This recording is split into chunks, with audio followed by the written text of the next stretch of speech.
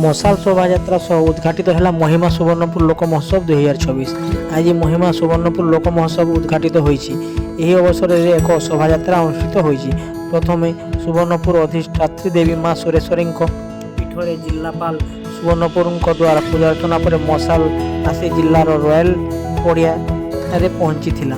ପରେ ଶୋଭାଯାତ୍ରା ସହର ପରିକ୍ରମା କରିବା ପରେ ଲୋକ ମହୋତ୍ସବ ସ୍ଥଳ ରାମେଶ୍ୱର ଷ୍ଟାଡିୟମ ଠାରେ ପହଞ୍ଚିଥିଲା। ଏହି ମଶାଲ ଶୋଭାଯାତ୍ରାରେ ଶୁଭାରମ୍ଭ କରିଥିଲେ ମହାରାଜପୁର ବିଧାୟକ ଇଞ୍ଜିନିୟର ଶ୍ରୀ ରଘୁନାଥ ଜଗଦଲ୍ଲା, ଜିଲ୍ଲାପାଳ ସୁବର୍ଣ୍ଣପୁର ଡକ୍ଟର ନୂରପରାଜ ସାହୁ, ଉପଜିଲ୍ଲାପାଳ ଶ୍ରୀମତୀ ସୌମ୍ୟା ରୂପା ରଥ, ଅତିରିକ୍ତ ଜିଲ୍ଲାପାଳ ଶ୍ରୀ ରାଜେନ୍ଦ୍ର ମାଝୀ, ମୁଖ୍ୟ ଉନ୍ନୟନ ଅଧିକାରୀ ଶ୍ରୀ ଅଶ୍ୱିନୀ କୁମାର ଦେ, ଜିଲ୍ଲା ସଂସ୍କୃତି ଅଧିକାରୀ ସୁଶ୍ରୀ ଯମୁନା ପ୍ରଧାନ ଏବଂ ଜିଲ୍ଲାର ମହିମା ଧର୍ମ ଅବଲମ୍ବନ କରିଥିବା ସାଧୁ ସନ୍ଥମାନେ ଶୋଭାଯାତ୍ରାରେ ଜିଲ୍ଲା ତଥା ଜିଲ୍ଲା ବାହାରୁ ଆସିଥିବା ଅନେକ ସାଂସ୍କୃତିକ ଏବଂ କୀର୍ତ୍ତନ ଦଳ ସାମିଲ ହୋଇଥିଲେ।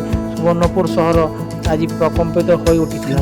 ଏହି ଶୋଭାଯାତ୍ରା ରୟାଲ ପଡ଼ିଆରୁ ଆରମ୍ଭ ହୋଇ ବ୍ଲକ ଛକ, ଆମ୍ବେଦକର ଛକ, ବସ୍ ଷ୍ଟାଣ୍ଡ, ବିଜୁ ପଟ୍ଟନାୟକ ଛକ, ଥାନାପତିପଡ଼ା, ସୁରେଶ୍ୱରୀ ମନ୍ଦିର ଦେଇ ରାମେଶ୍ୱର ଉତ୍ସବ ପଡ଼ିଆରେ ପହଞ୍ଚି ଚଳିତ ବର୍ଷ ମହିମା ଧର୍ମ ବିଷୟବସ୍ତୁ ଭାବେ ରଖାଯାଇଥିବାରୁ ଅନେକ ସାଧୁ ସନ୍ଥ ଏଥିରେ ଭାଗ ନେଇ ଭୀମ ଭୋଇଙ୍କ ଚିନ୍ତାଧାରାକୁ ଆହୁରି ପ୍ରଚାର ପ୍ରସାର କରିବାରେ ସାହାଯ୍ୟ କରିଥିଲେ।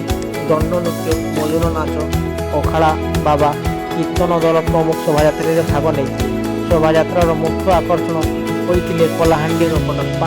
ଜିଲ୍ଲାପାଳ ନିଜେ ମହିମା ଧର୍ମାବଲମ୍ବୀମାନଙ୍କ ସହିତ ମଶାଲ ଧରି ଗାଡ଼ିରେ ସହର ପରିକ୍ରମା କରିଥିଲେ। ଘଣ୍ଟ ବାଜିତରେ ସହର ନାଚି ଉଠିଥିଲା।